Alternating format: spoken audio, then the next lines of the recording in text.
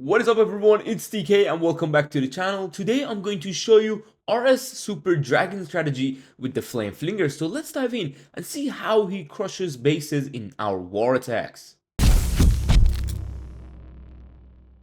First base, we have this one right here, and they have two rage towers. Now let's see his Flame Flinger approach, going for that air defense, and that's what he usually does. So he's gonna go with one of the air defenses, and depending on the funnel he gets, he's gonna start the dragons. Now we have two sweepers pointing downwards, so I would not think he would start from this side. Yeah, okay, the queen on the left. I was just about to say queen on the left, but he didn't get the sweepers. It doesn't really matter. You can see the arrow, it just literally for the healers. But now he's gonna go in probably behind the sweepers, which then he can reach the town hall. And notice, a lot of you may be scared of not using a blimp when there is a core type of town hall, or even a town hall that is kind of isolated. But RS doesn't care. He's gonna go in with the rage on the monolith, going with that freeze on the town hall. Rage tower activates. Now he has his own rage, also king getting deployed, and he's using the minion prince instead of the royal champion. Let's see the minion prince ability. Absolutely amazing throughout the base. He took down the clan castle with the minion prince. That's why he's not running that, what you call it, the jelly, because otherwise minion prince, he would skip the clan castle and just go for the defenses if you have bad timing. But now the phoenix and the minion prince is gonna do some work on the top side. Two dragons on the top side, one dragon on the lower side, and triple heroes. I mean, honestly, just wow, right? And he got two freeze spells that he did not even need. He's gonna run a freeze on that cannon to try to get the cleanup done, and that's why he got a few archers, wizards, and also giant to tank for the flame flinger and also do some back end cleanup. So don't forget, it's not just dragon and loon strategy. He has some interesting things in it as well. On to the next hit, we got this box base right here. I think, if I'm not mistaken, this was Itsu's base.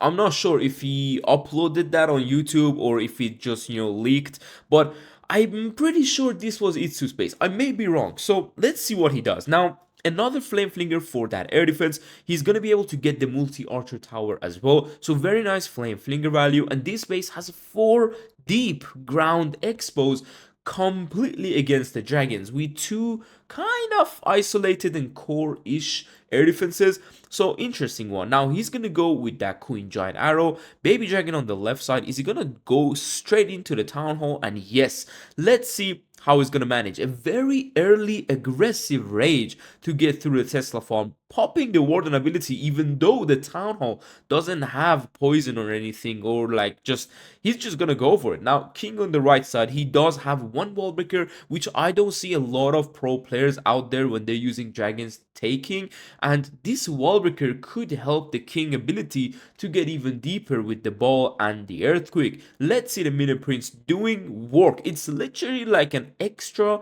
dragon that has a lot of HP.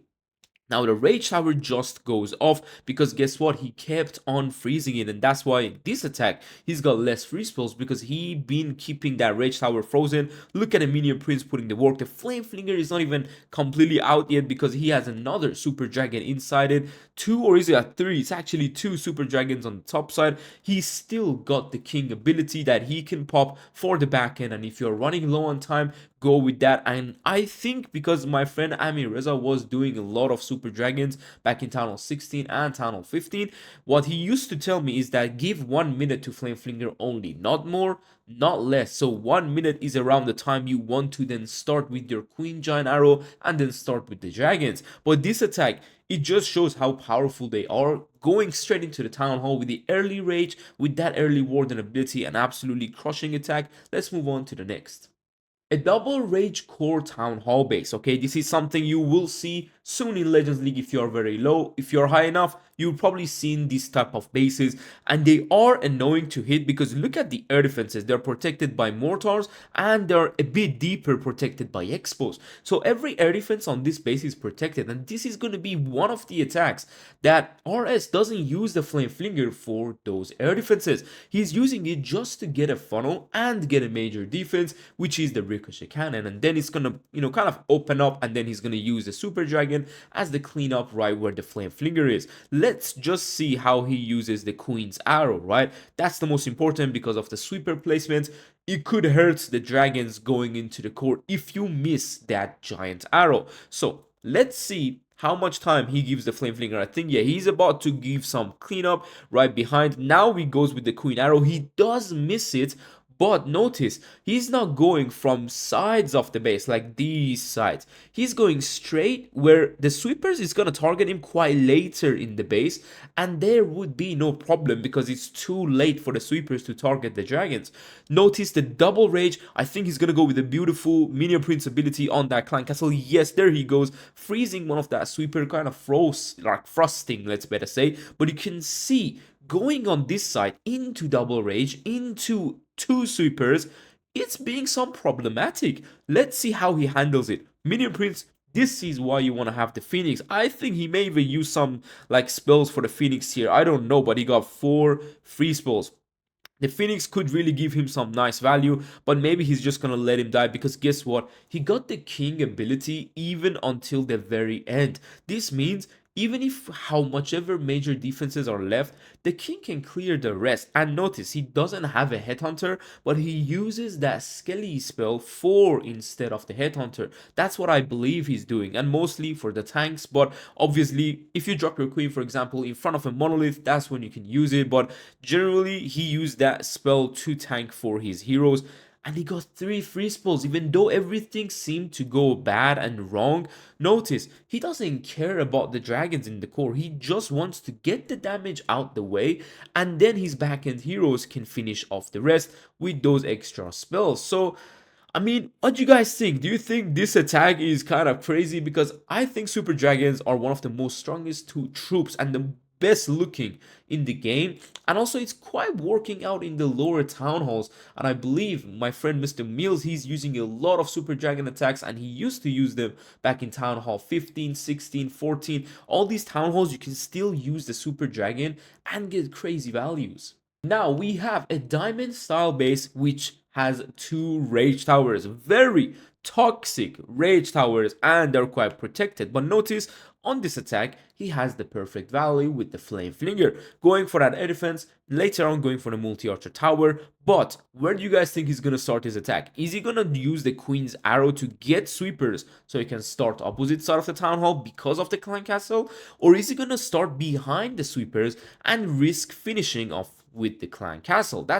I don't know what he's gonna do. I have not seen this attack, but from that baby dragon, it seems like he's gonna go opposite side of the clan castle. And obviously, on super dragon attacks, you can see he doesn't have a poison, because even if there is 55 archers in the clan castle, it will not hurt the super dragons. This is the beauty. If it was Hydra, 55 archers is where not a single Hydra attacker can finish that off without a poison. But with the super dragons is different, and notice, he's going with that early minion prince ability to froze all those defenses inside the rage towers. These are important little steps that makes RS one of the best super dragon, if not the best attackers out there. And honestly, I mean, I couldn't bring you his Legends League attacks, but obviously his war attacks, I was able to get some different and variety of bases, and hopefully you guys like this. But now you can see the ice golems doesn't matter. So if you want to go opposite side of the clan castle, this is how you should do it. Go complete opposite side, dive into the town hall, you will have spells, and obviously his dragons are all dead because of the damage. His heroes on the air, which was the minion prince and the warden, are all dead, but he still got 3 super dragons that was on the outside, one of them being from the flame flinger, and with king and queen. So they are the one to finish this space off, and the things that the queen cannot reach, the dragons can. So you can see how he chooses what to stay alive. He chooses in the core, does he need to invest spells on certain dragons or no? They're gonna die, and then he's gonna use another type of spells for other dragons that are going to the core. So it's all about kind of decision making and how you want to do this strategy. But the link, as always, will be down below in the description. Let me know if you have any other questions, and hopefully you guys enjoyed this video. See you soon tomorrow. Take care and peace.